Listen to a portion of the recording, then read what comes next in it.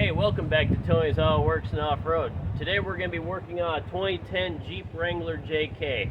We're going to be installing a new fender flare, and I'm going to show you how to uninstall the old fender flare, or if you go from, say, custom to stock or stock to custom, or however you want to do it. I'm going to show you the process you're going to take for the stock part of it. So I got this part sponsored by Morris 4x4 Center and Car Sponsors. You can find this exact fender on their website, and it's not too badly priced, so go ahead and go check them out. Let's go ahead and get started. Now, as you can see in our situation, we already are missing the stock fender flare. That's why we're doing a replacement one. This one got wrecked and broken, and as you can see, it ripped off everything, and you've still got some of these clips remaining in the quarter panel of the rear of the Jeep here.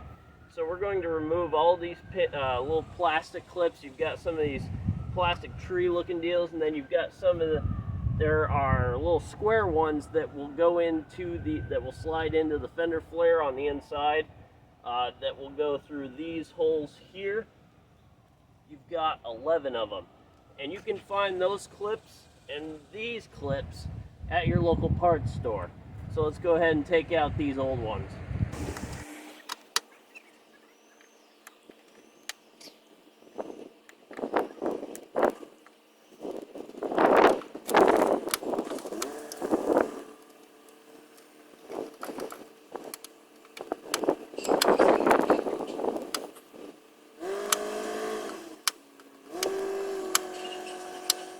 Now you're going to see this is the inside of the fender flare here.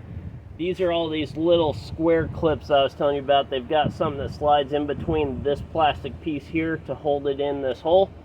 These are the clips that are going to go into your quarter panel here.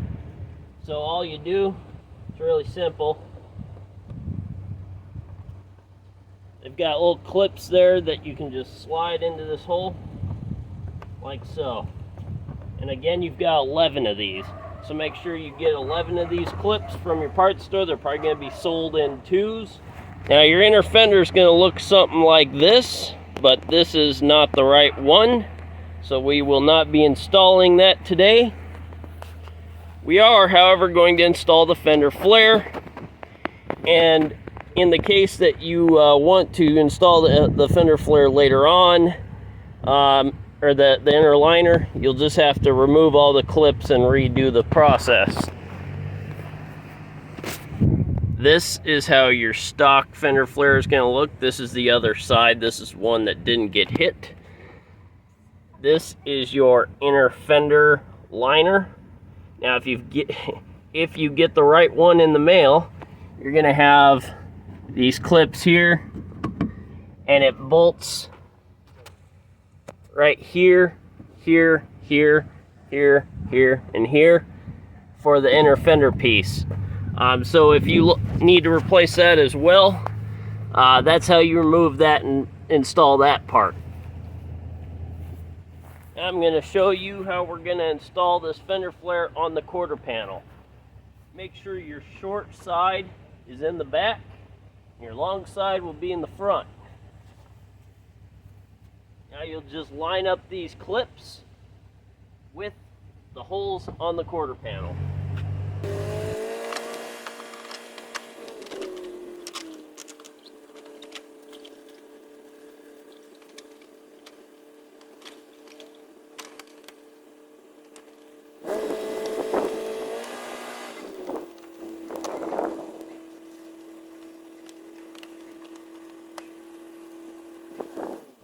Make sure it's on there sturdy, and you've got a brand new fender flare. Now, since this is brand new, it's going to still have that nice black shine to it, and all your other fender flares probably are not going to. So take yourself some Plastex from Meguiar's or whatever plastic color renewal product you want, and go ahead with all the other fender flares to match up the colors so you look nice and pretty once you're done on that fender. Put your hand behind there and rub this stuff on the fender. Everywhere, except for on this light here. I don't want to. Well, you're on the video now. I only want to watch. Try it out. I only want to watch. Come on. Give it a shot. Come on. You don't have to do the whole thing. Just try it. Just try it. There you go.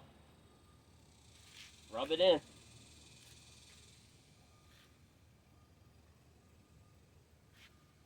Good job. Thank you, sir. You gonna keep watching? Yeah. Okay. I'm going to keep watching and I'm just going to come over.